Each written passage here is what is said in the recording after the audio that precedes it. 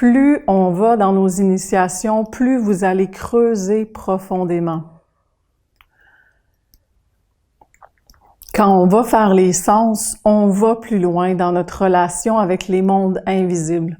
Je vais vous les dessiner après parce que je veux vraiment qu'on comprenne ce qui se passe dans nos corps subtils et qui vient s'impacter après dans notre corps physique. Tout vient de l'invisible. C'est un souffle qui devient une eau, qui devient un corps physique manifesté. Au début, tout est invisible et quand c'est physique, c'est que c'est rendu dans le réel, bon ou mauvais. Et quand on fait nos corps, on va à un certain niveau, on parle aux esprits de la nature. Au début, on ne sait pas. C'est silence radio parce qu'on n'a pas appris à se tourner vers la nature. Il y a juste notre mental qui nous parle avec des concepts. Et un jour ou l'autre, tout d'un coup, on décide de devenir fou puis de devenir des enfants avec l'élément. Puis on y va. On veut juste être avec l'élément. Il faut vraiment, occupez-vous pas des Esséniens autour de vous, faites votre chose. Faites ce qui vous vient de l'intérieur et ça ne va pas manquer. C'est la maman qui vous parle à l'intérieur de vous, qui vous guide. Il y a à travers les esprits de la nature qui vous dit, voilà, les esprits, c'est ce qui anime, c'est ce qui nous fait bouger. Cet esprit-là nourrit des images oniriques qui sont les génies, les mémoires. Quelle mémoire on nourrit quand on agit? On le développe quand on travaille nos 5 sens. Fait que quand on travaille nos 5 sens, on doit aller beaucoup plus dans la subtilité parce qu'on veut voir les mondes invisibles qui dirigent notre vie.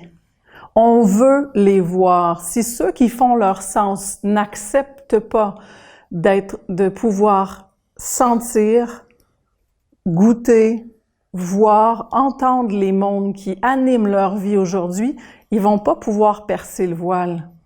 Donc, on a toujours un gardien. Il faut qu'on accepte que les mondes qui nous étaient, qu'on ne captait pas, on veut les capter parce qu'on veut dépasser ça.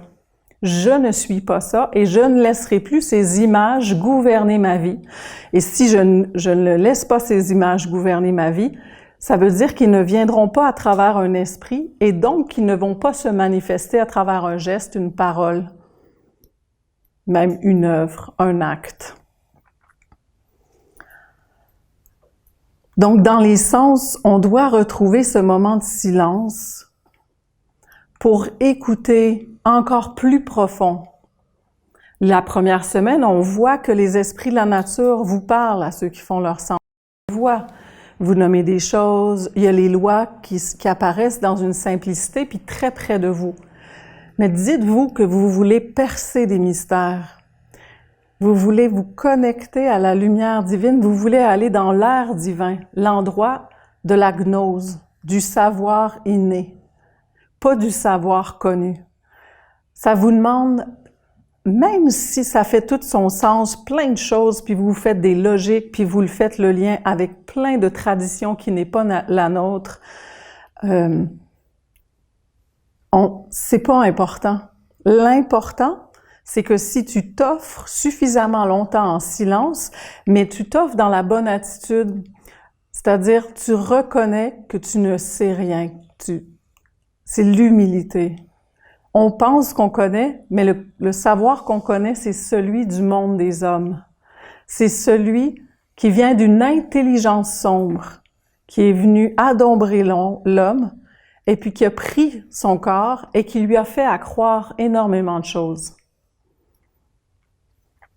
Je pensais finir avec ça, mais je vais commencer avec ça parce que c'est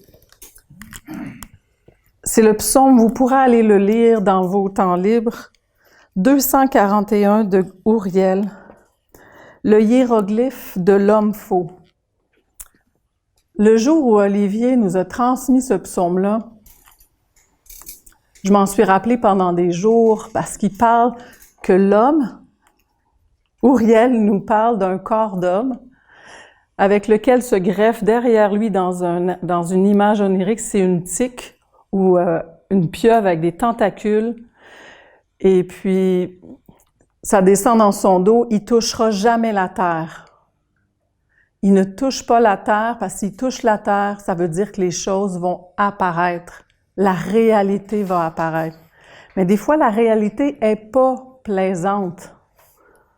Fait que des fois, il y a des forces en nous qui ne veulent pas aller vers la terre par peur de souffrir, par peur de culpabilité, par peur d'éveiller une mémoire qu'on n'a peut-être pas envie d'avoir. Mais c'est important. Si elle apparaît, c'est que vous devez la traverser. C'est pour amener les choses dans l'équilibre des mondes. Et l'équilibre des mondes, c'est d'amener les choses dans la sagesse. Comprendre que cette mémoire-là, elle est faite. Elle était là. Et nous, on doit la transformer.